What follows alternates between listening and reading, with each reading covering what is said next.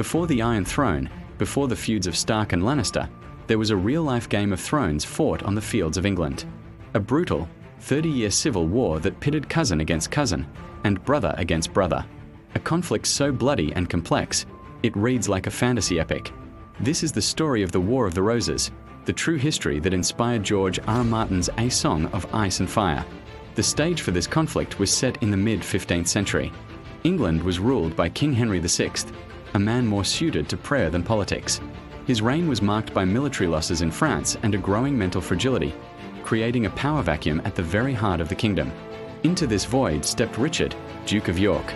A powerful nobleman with a strong claim to the throne himself, he saw Henry's weakness as an opportunity.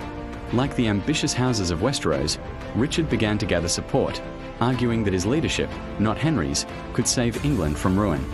This simmering tension between the ruling House of Lancaster, symbolized by the red rose, and the challenging House of York, with its white rose, was the spark that would soon ignite a kingdom. The parallels between the great houses of Westeros and their historical counterparts are striking. The House of Lancaster, the established royal line, shares much in common with the powerful and wealthy House Lannister. And defending the Lancastrian cause was a queen as formidable as any in the Seven Kingdoms, Margaret of Anjou. Henry VI's French wife, Margaret was a fiercely protective mother and a ruthless political operator. She would stop at nothing to secure the throne for her son, much like Cersei Lannister.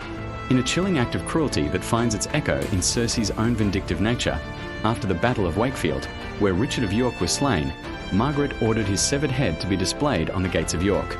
And upon it, she placed a paper crown, mocking his royal ambitions even in death.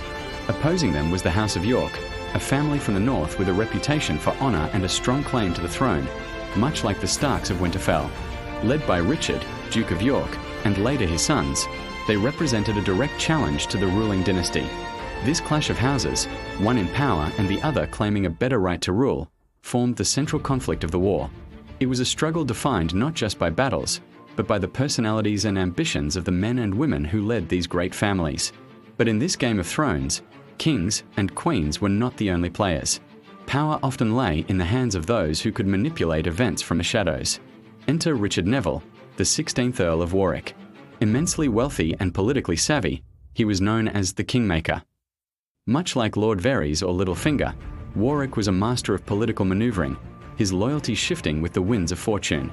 Initially, he was the chief supporter of the House of York, his military genius, and vast resources being instrumental in placing Richard of York's son on the throne as King Edward IV. Warwick was the power behind the crown, the man who made and unmade kings. But power is a fickle thing. When the new king began to assert his own authority, the Kingmaker's loyalty was tested, and his capacity for betrayal would once again change the course of English history. Passion has a price, and in the Game of Thrones, it can cost you a kingdom. The newly crowned King Edward IV was handsome, charismatic, and a brilliant military commander. But he was also impulsive. While Warwick was in France, negotiating a politically crucial marriage for Edward to a French princess, the king secretly married a commoner, a beautiful widow named Elizabeth Woodville. It was a marriage for love, or perhaps lust, but it was a political disaster. This rash act, much like Robb Stark's marriage to Talisa, which broke his alliance with House Frey, infuriated his most powerful ally. Warwick felt humiliated and sidelined. The king he had made was now ignoring his counsel and promoting his new wife's family, the Woodvilles, to positions of power. This betrayal turned the Kingmaker against his king. Warwick switched his allegiance back to the Lancastrians, joining forces with his old enemy Margaret of Anjou and briefly restoring the mad King Henry VI to the throne. Edward's impulsive marriage had reignited the war. The battles of the War of the Roses were notoriously brutal. One of the bloodiest was the Battle of Towton, fought in a blinding snowstorm on Palm Sunday, 1461. It is considered the largest and most savage battle ever fought on English soil. The fighting lasted for hours, and the slaughter was immense. The rivers were said to have run red with blood for days. But treachery was often a sharper weapon than any sword. The infamous Red Wedding from Game of Thrones, where the Starks are massacred at a feast, has its roots in a real historical event known as the Black Dinner. In 1440, the young Earl of Douglas and his brother were invited to dine with the 10-year-old King of Scotland at Edinburgh Castle. During the feast, the head of a black bull, a symbol of death, was brought to the table. The two boys were then dragged outside and executed, a shocking act of betrayal designed to eliminate a rival power. History showed George R.R. Martin that a feast can be as dangerous as a battlefield. After years of fighting, Edward IV eventually reclaimed his crown, and the House of York seemed secure. But upon his death, the throne passed to his 12-year-old son, Edward V. The boy king's protector was his uncle, Richard, Duke of Gloucester, Edward IV's younger brother. But Richard was a man of immense ambition. He declared his nephews illegitimate and seized the throne for himself, becoming King Richard III.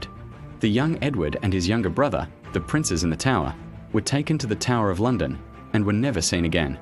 Their fate remains one of history's greatest mysteries. Did Richard III have his own nephews murdered to secure his crown? Or were they victims of his rivals? For centuries, Tudor historians, who followed Richard, painted him as a monstrous, hunchbacked villain, a child killer. This propaganda cemented his reputation as one of history's great tyrants, a complex and controversial figure whose true nature is still debated. With the Yorks devouring each other, an opportunity arose for an exiled claimant. Across the Channel in Brittany lived Henry Tudor. A distant relative of the House of Lancaster, his claim to the throne was weak, but he was the last, best hope for those who opposed Richard III. 4 years, he lived in exile, gathering support and waiting for his moment to strike. His journey mirrors that of Daenerys Targaryen, another exiled heir building an army across the sea to reclaim a birthright. In 1485, Henry Tudor landed in Wales with a small force. He rallied support and met Richard III at the Battle of Bosworth Field. In a dramatic final confrontation, Richard was killed, ending the reign of the House of York. Henry Tudor was crowned King Henry VII, and he united the warring houses by marrying Elizabeth of York, Edward IV's daughter. The red rose and the white were finally joined, creating the new Tudor rose. From weak kings and ruthless queens to master manipulators and shocking betrayals, the War of the Roses provided the essential blueprint for the world of Westeros. The ambition of Richard of York, the cruelty of Margaret of Anjou, the cunning of the Kingmaker, the tragic fallout from a secret marriage, the mystery of the princes in the Tower, and the rise of an exiled claimant. These are not tales of fantasy. They are the bloody, brutal, and utterly captivating chapters of real history. A history that proves that sometimes the truth is even more dramatic than fiction. Thank you for watching. If you enjoyed this journey into the real history behind the fantasy, please like this video and subscribe for more deep dives into the stories that shape our world. We'll see you next time.